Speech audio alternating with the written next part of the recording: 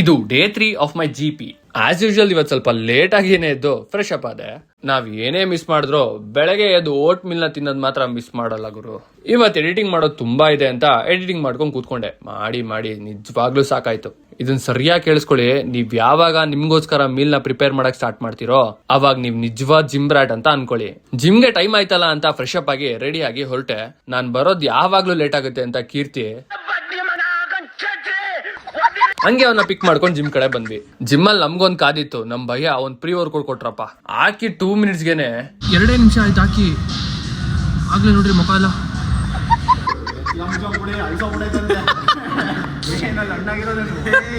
Pre workout ಹಾಕಿದ ಎಫೆಕ್ಟ್ಗೆ 35 kg chest press ಅಲ್ದೆ 40 kgs ಕೂಡ ಟ್ರೈ ಮಾಡಿದೆ.